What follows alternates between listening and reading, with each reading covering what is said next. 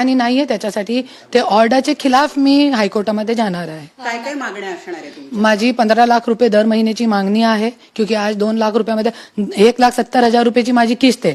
जे घरची आज 7-8 महिन्यापासून घराची किस्त भरत नाही. मेंटेनन्स आहे 30,000 रुपये दर महिना. काय करणार मी? आज मुलगा बेरोजगार घरामध्ये आहे, काय करणार सांगा तुम्ही? 2 लाख मध्ये काय होणार? त्याच्यासाठी मी हायकोर्टामध्ये जाणार आहे. तुमची जी इतक्या वर्षांपासूनची एक मागणी होती की प्रथम पत्नीचा दर्जा तुम्हाला मिळायला हवा, आज तो मिळालेला आहे. कोर्टानं तसा निर्वाळा दिलाय. घरातल्यांच्या पहिल्या प्रतिक्रिया काय होत्या? कारण बऱ्याच घरातल्यांच्या घरामध्ये कोणी नाही, घरामध्ये कोणी नाही आहे असा जे प्रतिक्रिया देईल. माझी आई होती, त्यांचे पण निधन झालेलं आहे. हे सगळं किती फार जास्त इमोशनली तुम्हाला फॉलो करणार? एक महिलांचं लढणं खूप मोठं असते आणि मी आज गेले 3 वर्षापासून एकटी लढत आहे, एकटी. माझ्याकडे पैसे पण नाही होते, सगळे जेवर मी बिकून टाकलेले आहे आणि खूप अवघड परिस्थिती होते. भीड़ से बम्बई आना, बम्बई से भीड़ जाना, आज अकेले लड़ना. कलेक्टर ऑफिस में मुझे मारा था गुंडे ने, वाल्मीकि कराड़ जैसे गुंडे ने एक औरत को मारा था. मेरे गलत तरीके से मुझे छुआ था, पर जब मैंने अपने घर में आके अपने बच्चों को बताया तो मेरे पति ने उनको बोला कि नहीं मम्मी झूठ बोल रही है. तो बच्चों ने भी वही मान्य कर लिया कि मम्मी झूठ बोल रही है. पर एक औरत झूठी नहीं होती है. मैं रकेल होती तो 50 करोड़ रुपए का कंसेंट्रम हमारा हाईकोर्ट में फाइल्ड है, आप देख सकते हो. वो भी निकाल के चाहिए तो मैं उसकी सर्टिफाइड कॉपी दे सकती हूँ आपको. मैं रकेल नहीं हूँ, मैं धनंजय मुंडे की पहली पत्नी हूँ. यही मेरी लड़ाई थी और इसी की मुझे आज जीत मिली है. और आज मैं एक ही बात बोलती हूँ औरतों से, भारत की महिलाओं से मैं एक ही आह्वान करती हूँ, कभी ये सोच के चुप ना बैठे कि सामने वाला बड़ा आदमी है, कि सामने वाला मंत्री है, कि सामने वाला कितना पैसे वाला है. मैं जब लड़ना शुरू करा था मेरे पास 1 रुपया नहीं था, मेरा घर कर्जे में था, मेरी गाड़ी उठवा ली गई. आज नौकर के पास 4-4 हजार कोटी का प्रॉपर्टी निकल रही है, पर हमारे पास घर की किस्त नहीं भरा रही है 7 महीने से. करुणाताई, तुम्ही घरगुती हिंसाचाराचा सुद्धा आरोप केलेला होता. तो आरोप सुद्धा कोर्टानं पार्शली मान्य केलेला आहे. काय काय तुमचे मुद्दे होते जे तुम्ही त्या ऍप्लिकेशन मध्ये केलेले होते? माझी आईचं निधन झालेलं आहे त्याच्यामध्ये, आणि माझी बहिणीसोबत पण शारीरिक हिंसाचार झालेला आहे. माझ्यासोबत मला 2 वेळे खोटे केसमध्ये जेलमध्ये टाकला गेला. 45 दिवस एरवाडा सारखे जेलमध्ये मी रेहून आलेली आहे.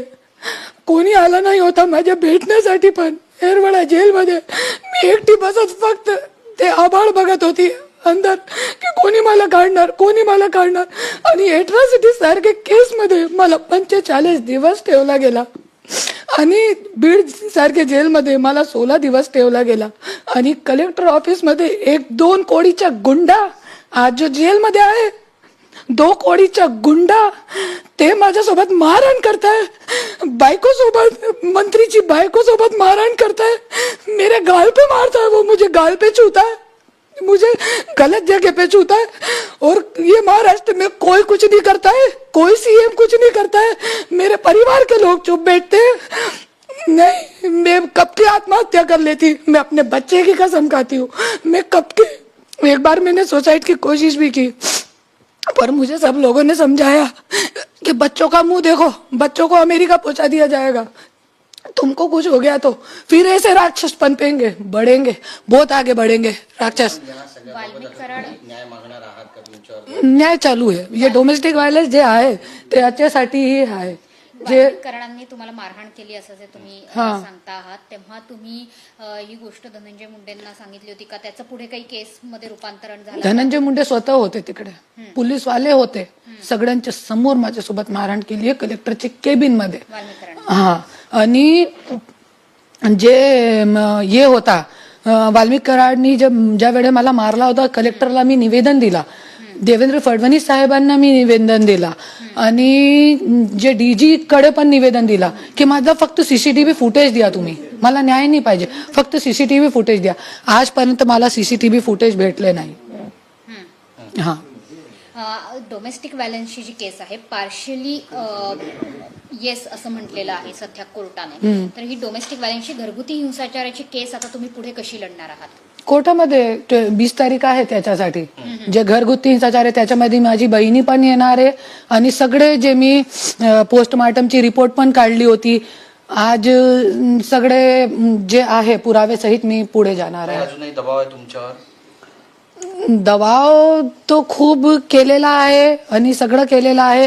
दबाव करतात की खोटे नाटे व्हिडिओ मी तुमचे बनवून ते पसरून काय करायचंय करा. मी कोणाचाही भीतणार नाही, कोणाचाही मी डरणार नाही आणि मी असाच लढा चालू ठेवणार. ही पहिली लढाई आहे का जी तुम्ही जिंकली? अजून किती नाही लढाई नाही, माझी दुसरी लढाई आहे.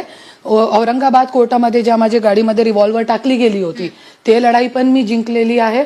औरंगाबाद हायकोर्टाने त्याच्या क्वेश केलेला आहे, ते FIRच्या क्वेश केलेला आहे. ते रिव्हॉल्वर जो टाकली होती 3 वर्षासाठी मला जेलमध्ये टाकण्याचा प्रोग्राम होता हे लोकांचा.